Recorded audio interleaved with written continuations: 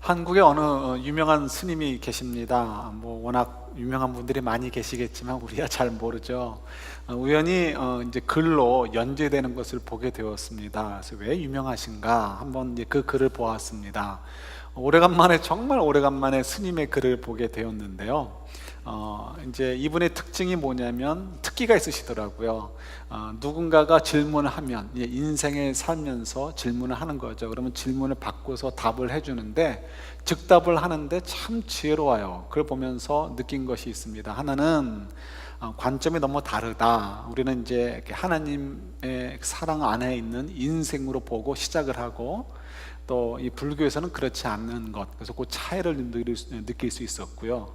또 하나는 이분이 천재다, 이런 생각을 가져보았습니다. 어떻게 그렇게 촌천살인 이런 말이 있죠. 그처럼 아주 명쾌하게 그 문제의 핵심을 짚고 그 좀 속 시원하게 얘기를 해주는지, 정말 공부할 게 참 많구나, 이런 생각을 가져보게도 됐습니다.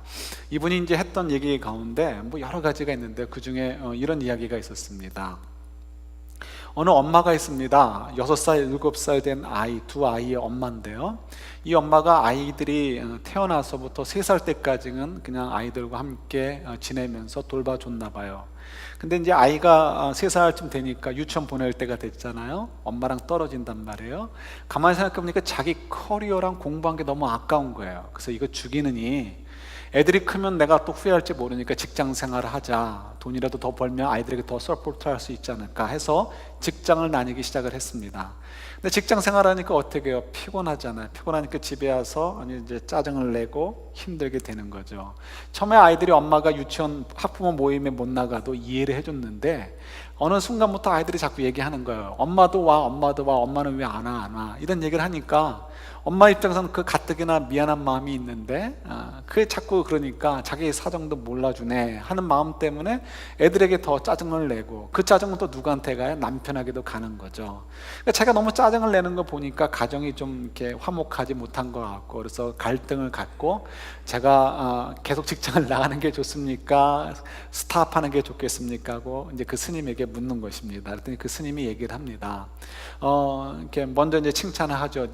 당신이 아이들이 3살 때까지는 돌봐준 거 참 잘한 거다. 그때 너무 잘했는데 그 다음에 직장 간 것도 잘한 거다. 근데 이제 지금 네가 고민을 하고 있는데 네가 근데 정말 꼭 생각할 게 있다는 거죠. 그게 뭐냐면, 과연 정말 직장을 관두고 집에 들어오면 짜증을 안 낼 사람인지 아닌지부터 점검을 해야 된다는 거예요. 무슨 말이냐면, 한번 생각해 보라는 거예요. 당신이 결혼을 하기 전에, 또 당신이 아기를 낳기 전까지 그냥 직장 생활할 때에도 평소에도 짜증을 내던 사람인지 아닌지를 확인해 보라는 거죠. 그러니까 평소에 짜증을 내던 사람이라면 직장을 관두고 집에 들어와도 여전히 그 짜증은 나올 수밖에 없다는 거예요. 그러니까 문제는 뭐냐면, 먼저 당신이 짜증을 내던 사람인지 아닌지를 확인하고, 내가 짜증을 내던 사람이라면 그 짜증을 내는 성격을 고쳐놓고 봐야지, 그렇지 않고 직장을 관두고 집에 들어온다고 해서 그 짜증이 자연스럽게 없어지는 것은 아니다라고 얘기를 하는 거죠. 그 얘기를 들으면서 일리가 있다는 생각을 가졌습니다. 우리는 의뢰, 저도 그 얘기를 읽으면서 먼저 머릿속으로 막 돌려봤어요. 어떻게 대답해야 되나. 근데 정말 그 생각은 못 해봤어요. 너무나 당연한 얘기죠. 그 사람이 원래 성품상 짜증을 잘 내는 사람이라면 직장을 관두고 집안에 들어와도 여전히 이런 모양 다른 모양으로 짜증을 내게 될 거예요. 그렇다면 그 가정은 절대로 화목한 관계로 회복되지 못하겠죠. 여러분, 이 문제가 너무 간단한 것처럼 우리에게도 너무나 아주 지극히 간단한 문제를 우리가 해결하지 못하고 하는 것들이 많이 있습니다. 엉뚱한 데 가서 자꾸 문제를 해결하려고 하는 거죠. 예를 들어서 우리 인생은 참으로 힘이 들어요. 얼마나 지칩니까? 그죠? 육체적으로 너무 힘들죠.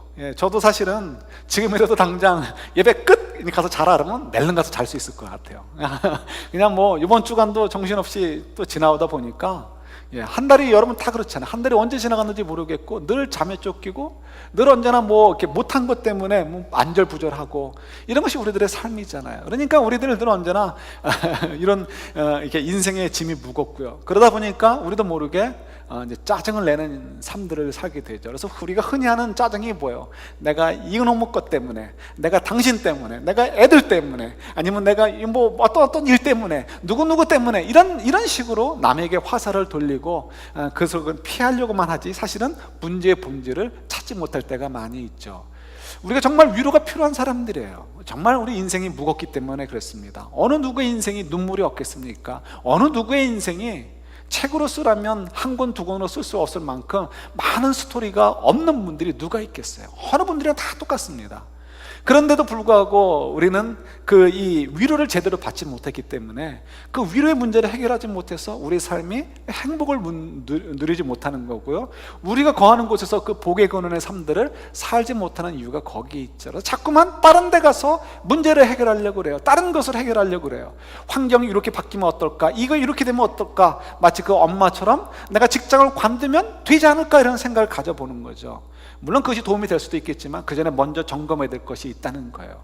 우리도 마찬가지예요. 다른 것으로 위로를 찾을 것이 아니고 사실은 우리에게 정말 어떠한 것들도 다 해결될 만한 그런 위로가 이미 우리에게 주어졌다는 사실을 우리가 사실은 먼저 좀 점검을 해봐야 되는 거예요. 근데 우리는 그 하나님께서 우리에게 주신 그 위로는 생각하지 않고 그건 못 믿겠다 이거예요. 그건 만족이 안 되는 거예요. 그래서 자꾸 다른 곳에서 위로를 찾으려고 하니까 자꾸 이 삶이 악순환이 되어지는 거고, 참된 위로가 없고 참된 평안을 저희들이 못 누리는 이유가 거기에 있는 거예요.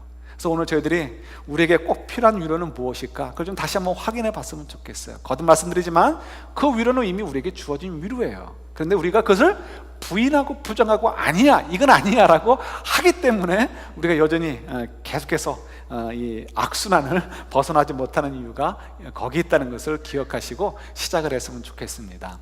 여러분, 저희들이 이제 디모데후서를 묵상해요. 디모데후서는 저희들이 아시는 것처럼 사도 바울이 에베소를 이렇게 죽기 전에 한번 또 방문을 하게 됐잖아요.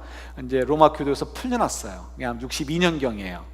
제 추측으로는 정확한 이 문서가 없기 때문에 누구도 답을 정확히 알지 못하지만 제 추측으로는 풀려났을 것 같아요. 로마법에 의하면은 사도 바울의 죄명은 죽을 죄가 절대로 되지 않습니다. 그렇기 때문에 그는 분명히 아마 풀려났을 것 같아요. 그래서 풀려나가지고 한 2년 정도 더 전도 여행을 한 거죠. 그래서 아마 스페인도 갔었던 것 같고, 그리고 또 이제 이 에베소라든가 뭐 이 고린도라든가 또 어디에 빌립보라든가 뭐 크레데 이런 섬이라든가 이런 곳을 다시 한번 전도 여행을 한 것으로 우리가 추정을 합니다. 그래서 그때 쓰여진 것이 이제 디모데 전서고요. 그 다음에 다시 바울이 로마로 돌아가게 되었는데, 그때 이제 네로가 이제 방화 사건도 벌어지고 하면서 굉장히 곤란에 처해져. 그래서 그때 기독교인들은 많이 박해를 하게 됩니다. 그때 이제 사도 바울이 다시 잡히게 된 것으로 저는 생각을 하고 있어요. 아마 그게 맞지 않을까 싶습니다. 그래서 이제 사도 바울이 교도소에 갇혀져 있는데 자기가 에베소 교회에 두고 온 디모데가 자꾸 마음에 걸리는 거예요. 들려오는 소문이 좋은 소문이 아니죠. 사도 바울도 에베소 교회가 얼마나 어려운 문제에 있었는지 알았어요. 그 교회 지도자들, 리더십들이 이제 우리 디모데서를 보면 장로들이 문제였어요. 그래서 그 장로들이 문제를 자꾸 일으키고 엉뚱한 얘기하고 하니까 또 여자 성도들이랑 문제 일으키고 또 여자들끼리 또 문제가 또 나오고 하는 것 때문에 이게 뭐 교회가 너무 질서가 문란해져 가지고요, 사도 바울이 오죽했으면 거기서 알렉산더라는 사람과 후메네오라는 사람을 출교를 시켜버렸어요. 아마도 장로였을 것 같아요. 출교를 시켰음에도 불구하고 이 알렉산더는 나중에 교회 밖에서, 구리장수였으니까 아마 돈이 많았던 것 같아요. 그 사람이 교회 밖에서 사도 바울을 힘들게 했고요, 이 후메네오는 떨어져 나가지 않고 어떻게 계속 교회에 남았는지 모르겠지만 교회 속에서 계속해서 나쁜 영향을 끼치고 있었던 것이 바로 에베소 교회예요. 그리고 아까도 말씀드렸듯이 여자분들끼리 또 모여가지고 뭐 우리가 기도에서 특별한 뭐 이렇게 계시를 받았느니, 성경 공부를 해가지고 특별한 것을 깨달았느니, 이런 엉뚱당도 않는 얘기들을 하면서 떠들면서 교회를 막 분란을 일으키니까 이 디모데가 도대체 정신을 못 차리는 거예요. 디모데가 메시지를 전달해도 받아먹히지가 않고요, 뭐라고 좀 이렇게 리더십을 발휘하려고 해도 그것이 먹히지 않아요. 그래서 디모데가 목회를 굉장히 고전을 하고 있었습니다. 그러니까 바울도 아는 거죠. 그러니까 바울이 미안하기도 하고, 또 디모데를 갖다 가만히 두면 안 되잖아요. 격려해서라도 결국은 에베소 교회를 고쳐놓아야 되니까 사랑하는 마음으로 디모데 후서를 써서 보내게 됩니다. 이건 그래서 교도소에서 보낸 편지가 돼요. 디모데 후서는 죽기 직전에 쓴 편지나 마찬가지인 거죠.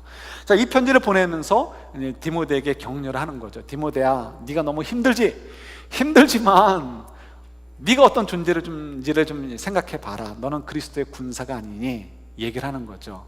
왜 그 사도 바울이 편지를 보면 군인에 대한 이렇게 예화가 많이 나와요. 이유가 뭐냐면, 우리가 강원도 양구, 제가 양구에 좀 잠깐 살았는데 아버지 덕에, 양구에는 군인 도시입니다. 그래서 군인들이 없이는 비즈니스가 되지가 않아요. 그러니까 군인 하면은 양구 사람들에게는 굉장히 중요한 사람들입니다. 그래서 군인들의 뭐 복장, 뭐 군장 이런 것들은 상식이 되는 거죠. 마찬가지예요. 로마 제국 사회 속에서 로마 군인 하면 두려움의 대상이기도 하지만 존경의 대상이고 사랑의 대상이고 또 어떤 면에서 굉장히 명예로운 대상이에요. 그래서 로마 군인들의 군장이라든가 로마 군의 법 같은 것들은 일반 사람들이 널리 알려졌던 사실들이에요. 상식에 속하는 내용들이죠. 그래서 이 로마 제국 사람들은 로마 군인에 대한 얘기하면 다 아는 거예요. 남자고 여자고. 그러니까 이 사도 바울이 누구나 아는 내용을 가지고 얘기하려고 하기 때문에 이 군인의 이야기들을 예화로 많이 사용을 한 이유가 여기에 있습니다. 여기서도 군인의 예화를 피는 거죠. 그래서 야, 너는 군인이 아니냐, 영적인 군사다 이거죠. 영적인 군사는 어떻게 돼요? 군인을 불러 모은 황제를 위해서 이게 충성을 하듯이 너도 너를 부르신 그리스도를 향해서 충성을 해야 되고, 군인은 당연히 전투에 나가기 때문에 영적 전투도 마찬가지죠. 싸움을 하기 때문에 고난이 있는 거다. 그러니까 고난을 두려워하지 말고 고난을 달게 받아라, 나와 함께 받자, 이렇게 격려하는 것이 바로 오늘 내용입니다. 근데 이 말씀을 읽으면서 이 말씀은 바로 우리에게 주시는 메시지다, 우리에게 주시는 이렇게 위로다라고 저는 생각을 했어요. 왜요? 저와 여러분들도 동일한 그리스도의 군사이기 때문에 그래요. 사도 바울만이 아니고 저희들 모두도 그리스도의 군사예요. 내가 알든 모르든, 내가 그렇게 생각하든 안 하든 우리는 영적인 군사예요. 우리 속에서 그 성령께서 임하셔서 우리를 인도해 주고 계시는데, 우리는 영적인 군사로 싸우도록 우리를 인도해 주신단 말이에요. 그래서 우리는 내가 원턴 원치 않던, 내가 인지하든 인지하지 못하던 사단은 계속해서 우리를 공격해 오고요, 그리고 우리는 그 사단과 싸워서 이겨야 되는 그런 군사로의 삶을 우리가 지금 살고 있어요.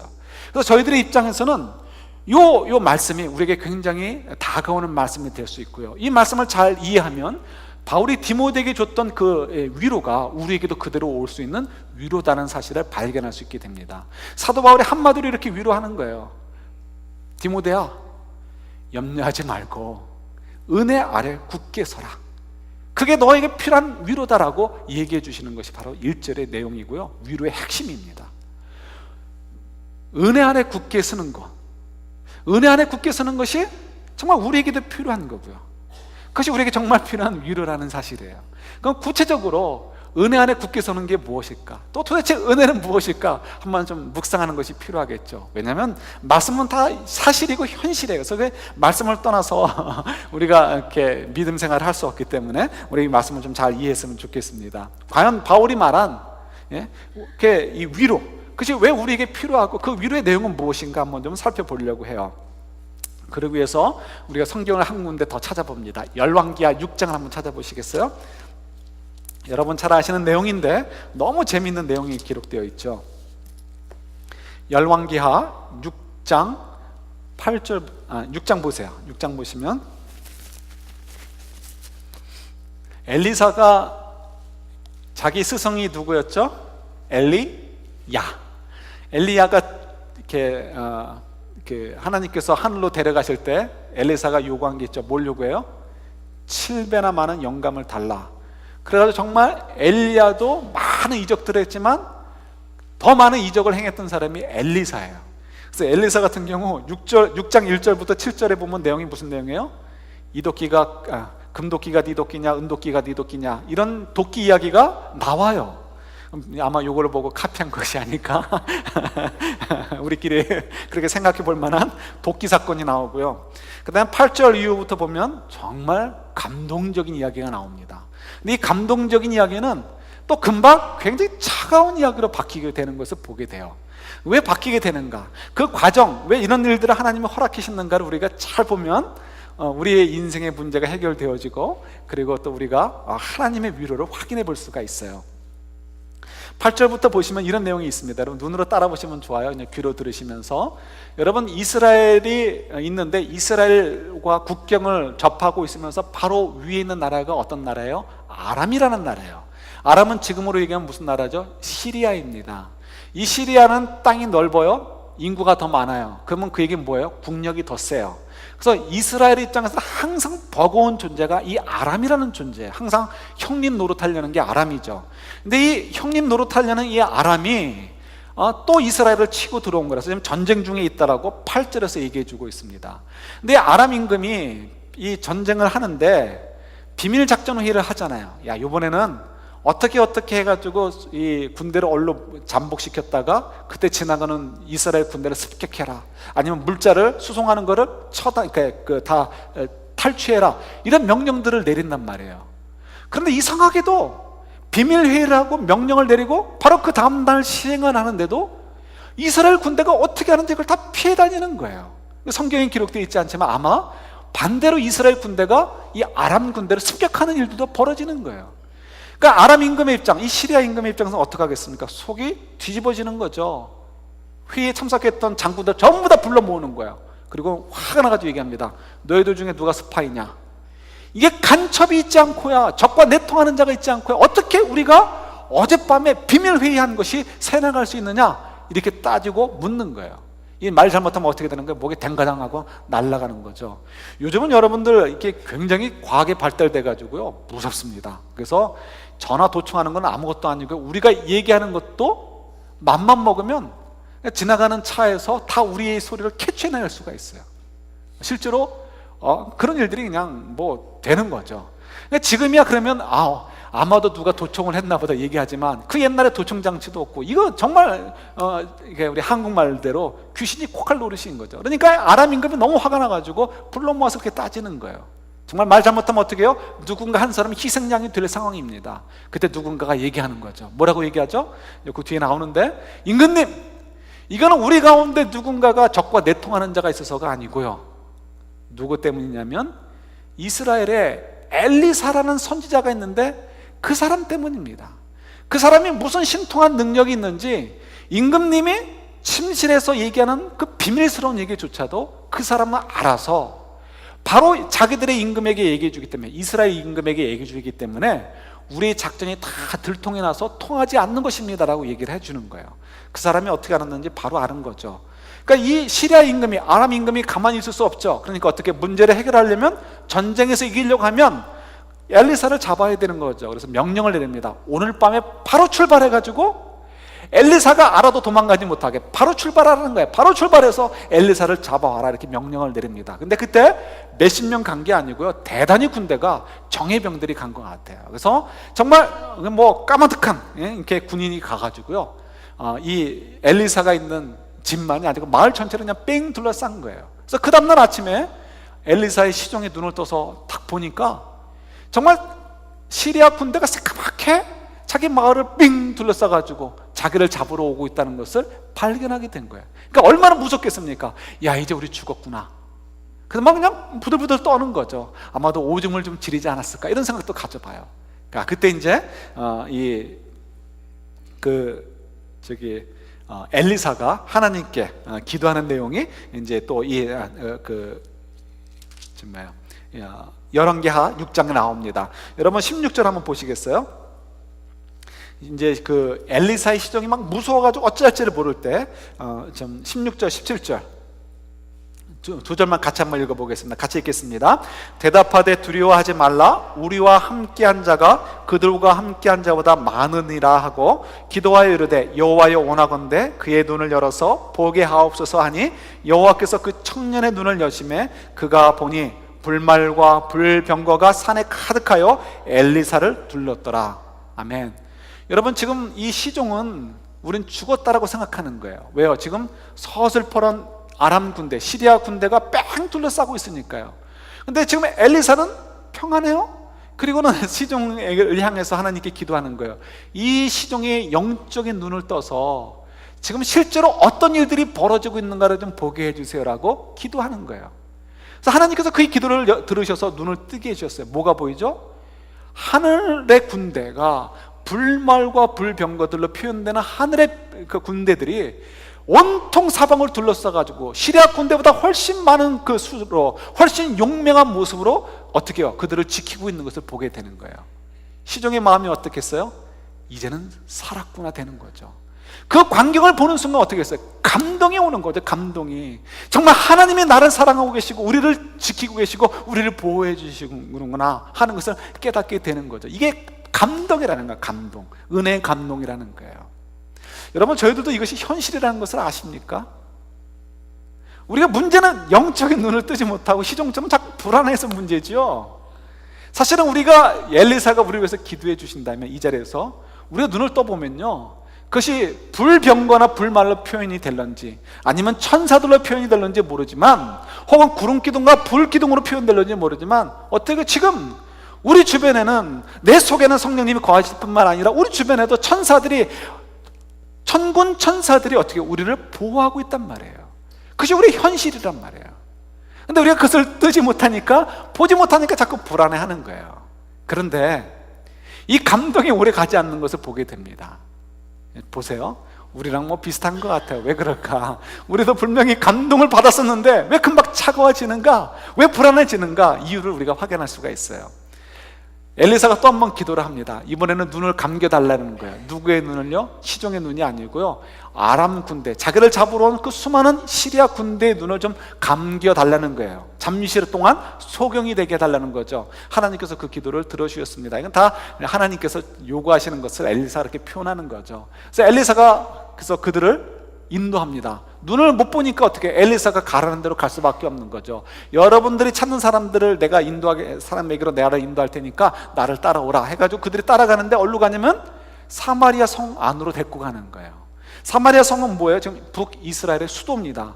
북이스라엘의 왕과 신하들이 그것을 알고서 군대를 총동원 했겠죠.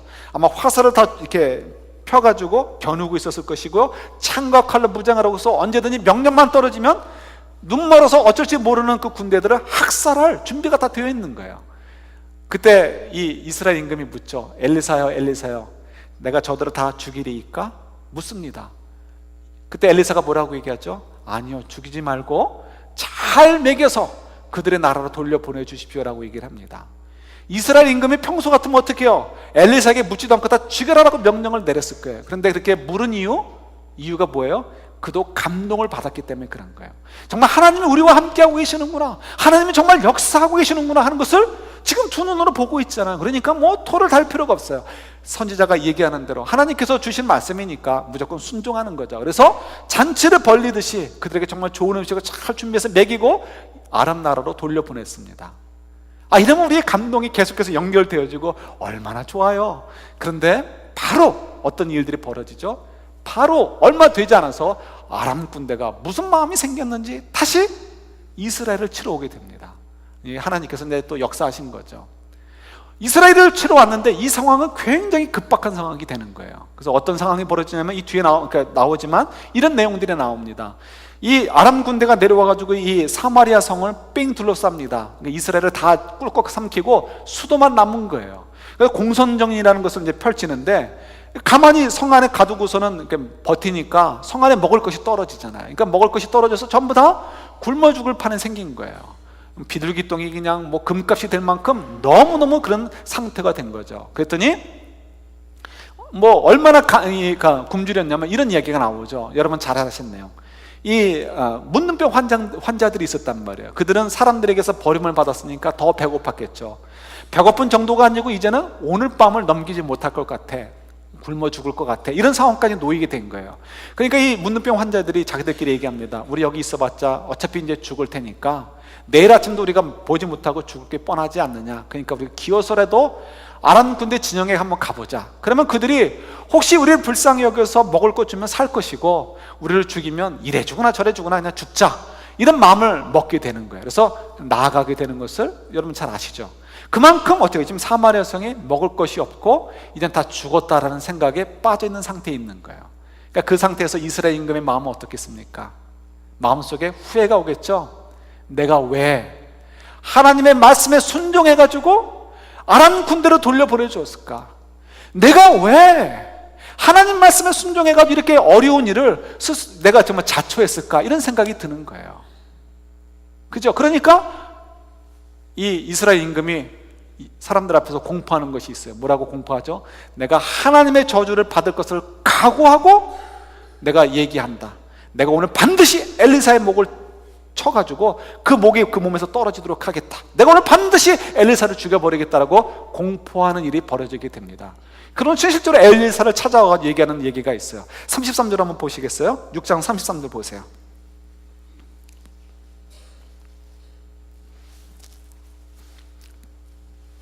같이 봤습니다. 무리와 말을 할 때 그 사자가 그에게 이르니라. 왕이 이르되 이 재앙이 여호와께로부터 나왔으니 어찌 더 여호와를 기다리리요.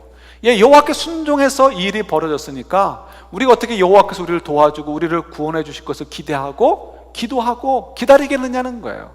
하나님에 대한 소망이 없다는 거죠. 하나님께 받았던 감동이 어느 순간인가 다 사라진 것을 보게 됩니다. 여러분, 왜 하나님께서 아람을 치지 않으셨을까요? 아람을 그때 싹 쓸어버리시고 대신 이스라엘을 정말 아주 그 주변에서는 가장 강성한 나라로 왜 세우지 않으셨을까요? 이유가 어디 있을까요? 우리가 아는 대로 하나님의 능력이 없어서가 아니죠. 하나님 안에서는 세상에 어떤 나라도 어떤 누구도 화려함을 자랑할 필요도 없고 힘을 자랑할 필요도 없어요. 하나님 앞에서는 그건 아무것도 아닌 것 우리 알잖아요. 그러니까 하나님 앞에서는 그건 정말 뭐 신경 쓸 거리도 아닌 거예요. 하나님 앞에서는 하나님의 관심은 뭐예요? 그의 백성들이 하나님을 진심으로 믿게 하는 데 있는 거예요. 만약에 하나님께서 아람을 그때 쳐버리시고 이스라엘을 강성한 나라로 만들어 보셨으면 어땠을까요? 이스라엘 사람들이 아담처럼 또 굴었겠죠. 우리가 얼마나 잘났는가, 우리가 얼마나 똑똑했는가, 우리가 얼마나 군사적으로 잘 준비했고, 그래서 그 아람 군대가 왔을 때 우리가 그들의 몰살시킴을 통해서 우리가 이만큼 쓸 수 있었던 거 아닌가, 이런 식으로 얘기가 되어버리는 거예요. 그들에게는 어떻게 하나님이 잊혀져 가게 되는 거죠. 하나님께서는 정말 사랑하시니까 이스라엘 백성들에게 다시 그 어려움을 주심을 통해서 어떻게 해요? 계속해서 하나님을 의지하도록 하게 하시는 거예요. 왜요? 전쟁은 사람에게 달려있는 것이 아니고 인생은 우리에게 달려있잖아요. 누구에게 달려있다고요? 하나님께 달려있다는 걸, 그걸 분명히 알려주고 싶으신 거예요. 군사력이 있는 것이 아니에요. 아람 때문에, 아람이 없어지면 우리가 행복할 때가 할 텐데가 아니고요, 아람이 있건 없건 그게 중요한 게 아니고 우리가 하나님과 얼마나 깊은 관계를 맺고 있고 하나님께 집중되어 있느냐, 하나님께 올인되어 있느냐 아니냐, 거기에 달려있다는 거예요. 그걸 알려주고 싶으셔서 하나님께서 아람을 그대로 두시고, 그리고 그들을 통해서 이스라엘에 계속해서 어려움을 주시는 거죠. 그래서 이스라엘 백성들은 하나님 이런 계획에서 탈락하게 되고 만 거예요. 이스라엘 왕도 그렇고 이스라엘 백성도 그렇고 정말 하나님을 저 진심으로 좀 믿었어야 되는데 그 일에 실패를 하게 된 거죠. 저희들도 마찬가지죠. 은혜의 감동을 받아요. 그런데 곧 어때요? 아람이 다시 쳐들어오는 것처럼 어려운 일들이 또 발생되어집니다. 그러면 조금 전에 때 하나님께서 주셨던 그 은혜조차도 잊어버리게 되고요. 하나님, 내가 어떻게 하나님을 믿을 수가 있습니까? 하나님, 내가 기도는 하지만 믿거나 말거나 합니다. 이런 식으로 되는 것이 우리들의 모습이 되어져 버리는 거예요. 그래서 저희들이 그래서 이 땅에 사는 동안에 너무 지치고 힘들어요. 우리가 위로를 놓쳐버리는 거예요. 제가 이제 줌에 가끔 가다가 이렇게 운동하러 가는데요, 저희 아파트에. 그 아파트에 줌에 이제 케이블이 있어가지고 이렇게 몇 개 나오진 않아요, 케이블이. 이제 그 중에 그래서 하나 볼만한 게 뭐냐면 로드쇼 하는 거가 볼만합니다. 로드쇼 뭐냐면 이제 이렇게 자기 집에 있는 그림이나 물건을 갖고 오면 얼마다라고 맞춰주는 거죠.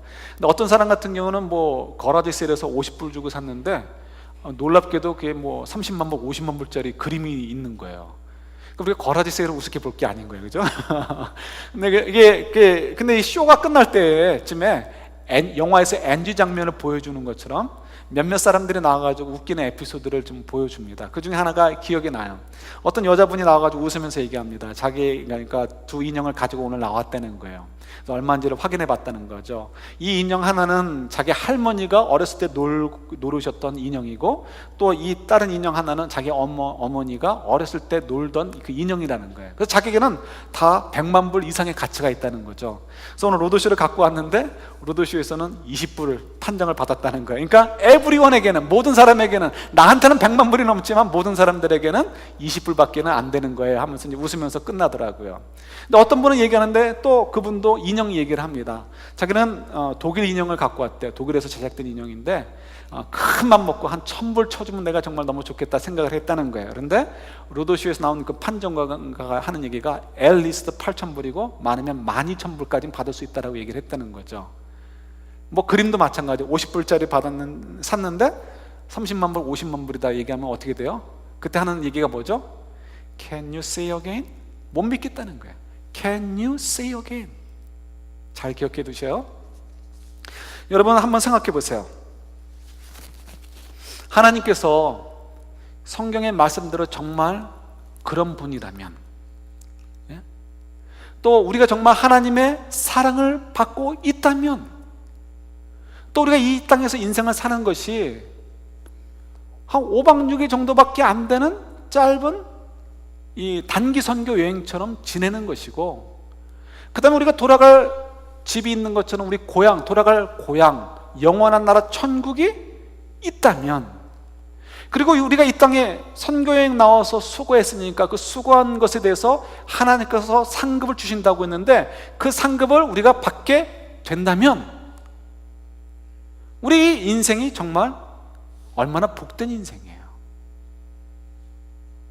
근데 이게 안 믿어지기 때문에 이 문제가 되는 거예요. 만약 이것이 정말이라면 우리가 지금 이 고난받는 것이 정말 그렇게 억울한 일입니까? 아니죠.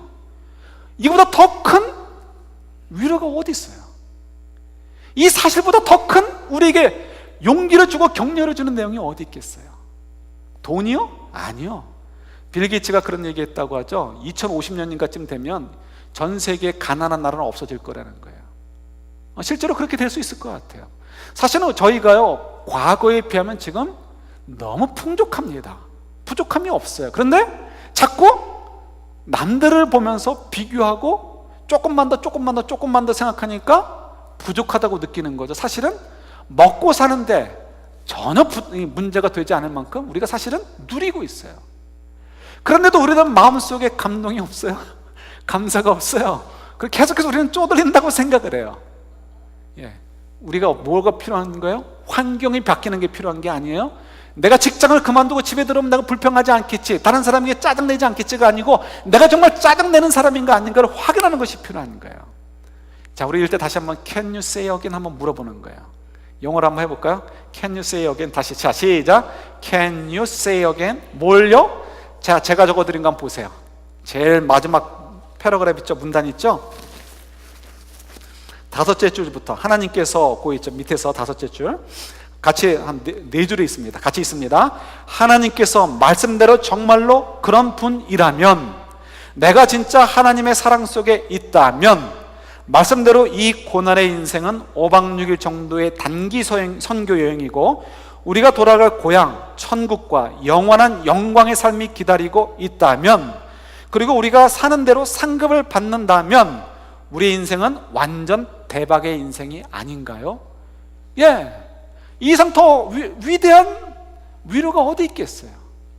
이런 위로가 바로 우리에게 은혜이고요, 이 은혜를 붙잡고, 이 위로를 붙잡고 사는 것이 바로 은혜 가운데 어떻게 해요? 우리가 굳게 서는 것이에요. 그러면 사도 바울이 디모데에게 얘기하는 대로 그 에베소 교회, 정말 떠나고 싶은 에베소 교회지만 그 속에서도 어떻게 해요? 그 은혜 때문에, 은혜로 굳게 서게 되면 결국은 이기게 된다는 거예요. 결국은. 그래서 물론 이제 다른 문제도 있었지만 요한계시록에 보면 이 문제가 해결된 것을 2장에서 확인할 수가 있습니다.